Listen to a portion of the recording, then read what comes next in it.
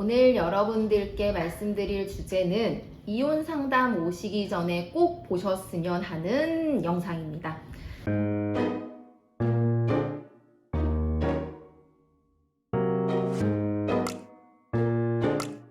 이혼 상담을 받으시려면 어쨌든 여러분들도 시간과 비용을 이제 들여서 변호사 사무실까지 오시는 건데, 막상 오셔서 상담을 받는 과정에서 물어볼 게 진짜 많았는데 기억이 나지 않아요, 뭘 여쭤봐야 될지 모르겠어요, 이제 이런 경우들이 많이 있거든요.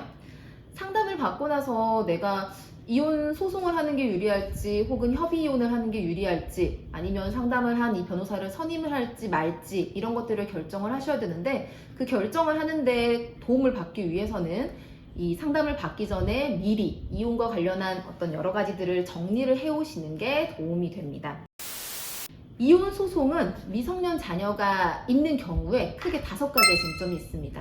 우선 이혼한다, 이제 이혼을 할 거니까 이혼한다. 두 번째는 위자료, 세 번째가 재산 분할, 네 번째가 양육권, 다섯 번째가 양육비입니다.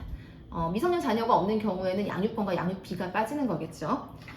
그럼 우선 내가 이혼을 왜 하려고 하는지, 그리고 중요한 것은 상대방에게 어떤 유책 사유가 있는지, 그리고 가장 중요한 것은 그 유책 사유를 증명할 증거가 무엇이 있는지를 파악하는 것입니다. 물론 이혼 소송은 증거가 없는 경우도 사실 굉장히 많습니다. 저희가 결혼 생활을 하면서 내가 언젠가는 이혼을 해야겠다라고 계획을 하고 있는 것이 아니기 때문에 그때그때 증거를 만들 수가 없잖아요. 그래서 증거가 전혀 없는 경우들도 있어요. 많이 있어요. 근데 그런 경우에는 또 그거에 따라서 변호사의 도움을 받으실 수 있으니까 너무 걱정은 하지 않으셔도 되고요. 내가 왜 이혼하려고 하는지가 정리되셨으면은 그 다음은 위자료인데, 이제 위자료 같은 부분은 어차피 그 이혼을 전문으로 하시는 변호사님들이시면은 이 이혼 사유를 듣고 나서 이 정도의 이혼 사유면은 위자료가 얼마겠다라고 말씀해 드릴 거거든요. 이제 그거를 이제 들으시고 판단을 하시면 되고요. 그리고 재산 분할인데요.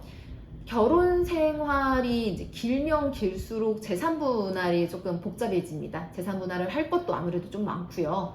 그러니까 재산 분할의 기초는 나와 상대방의 재산이 무엇인지를 정리하는 것입니다. 그러니까 우선 종이 하나를 두고 내 명의로 되어 있는 재산이 무엇인지를 한번 쭉 적어 보시고, 상대방의 명의로 되어 있는 재산이 무엇인지를 쭉 적어 보시는 겁니다. 그리고 또 잊지 않으셔야 될 것은 빚, 채무. 이 채무도 재산 분할의 대상이 됩니다. 그러니까 내 명의로 되어 있는 채무가 있다면은 그것도 적으시고, 상대방 명의로 되어 있는 채무가 있다면은 그것도 적으시고요.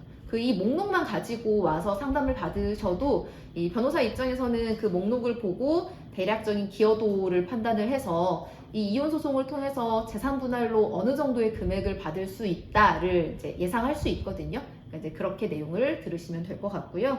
그리고 양육권과 양육비인데, 양육권은 그러니까 결국은 누가 아이를 키울 것이냐의 문제입니다. 근데 제가 이 소송을 하다 보면은 양육권, 그러니까 누가 아이를 키울지에 대해서는 한 70% 정도는 이미 두 사람 사이에 합의가 되어 있거나, 합의가 되어 있지 않더라도 사실은 이미 결정되어 있는 경우들이 많이 있습니다.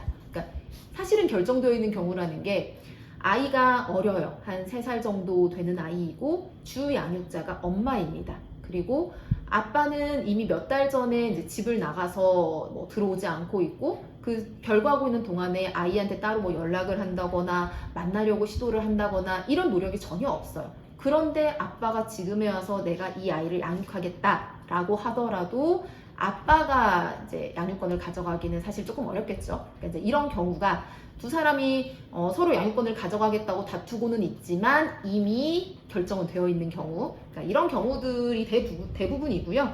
나머지는 합의가 되지 않았기 때문에 양쪽 모두 이제 내가 아이를 키우겠다라고 다투는 경우고, 정말 가끔은 양쪽 모두 아이를 키우지 않겠다라고 하는 경우가 있어요. 저도 이제 소송을 하면서 한 2번 정도 그런 적이 있었는데, 어쨌든 그런 경우까지도 이제 내가 어떻게 할 것인지, 그러니까 내가 아이를 키울 것인지 말 것인지를 결정을 하고 오셔야 됩니다.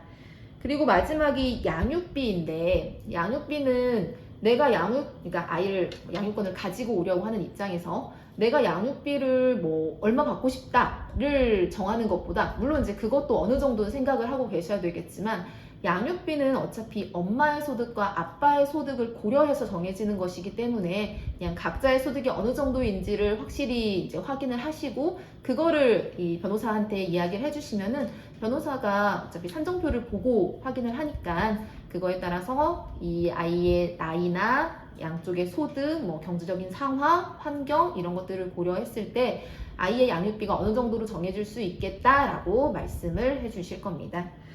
그러니까 상담 가시기 전에, 그러니까 결국은 제가 오늘 말씀드린 부분들이 이제 이혼 소송에서 이제 쟁점이 되는 것들이거든요. 그러니까 상담하러 가시기 전에 이 내용들에 대해서는 어느 정도 정리를 하고 가시면은 조금 더 효율적으로 상담을 받으실 수 있을 것입니다.